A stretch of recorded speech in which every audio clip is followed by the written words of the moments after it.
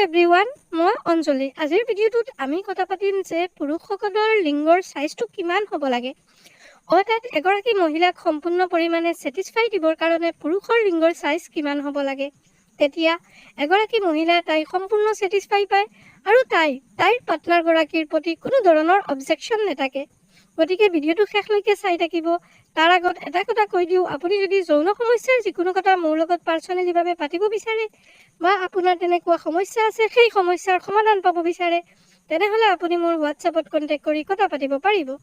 এতিয়া মূল আমাৰ আলোচনিক বিষয়টোলৈ চাওক বন্ধুসকল। এগৰাকী মহিলাৰ দেহৰ যদি তাইৰ পূৰা উত্তেজনা উঠোৱাৰ পিছত আপোনাৰ লিংগ তাইৰ যৌনিত সোমায়, তেতিয়াহে আপুনি তাইক ছেটিছফাই কৰিব পাৰিব। আৰু লিংগৰ সাইজৰ কথা যদি কওঁ, তেনেহ'লে এইটো ডিপেণ্ড কৰে মহিলাগৰাকীৰ দেহৰ বৰণ আৰু জেনেটিক্স আৰু দেহৰ আকৃতিৰ ওপৰত।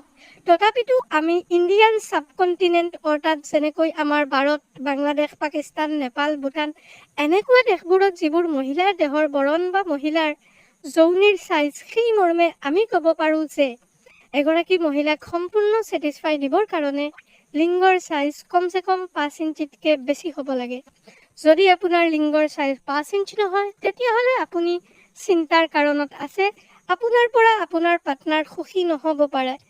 আৰু যদি আপোনাৰ লিংগৰ সাইজটো 5 ইঞ্চিতকৈ বেছি আছে, তেনেহ'লে সেই সময়ত বা সেই মৰ্মে আপুনি আপোনাৰ পাৰ্টনাৰগৰাকীক যদি 5 ইঞ্চি দীঘল লিংগ দি কৰে, তেনেহ'লে নিশ্চয় ছেটিছফাই কৰিব পাৰিব আৰু আপোনাৰ পাৰ্টনাৰ আপোনাৰ প্ৰতি ছেটিছফেকশ্যন পাব।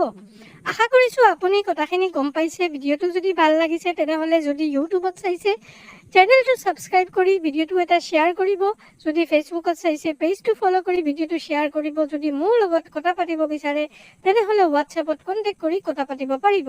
ধন্যবাদ।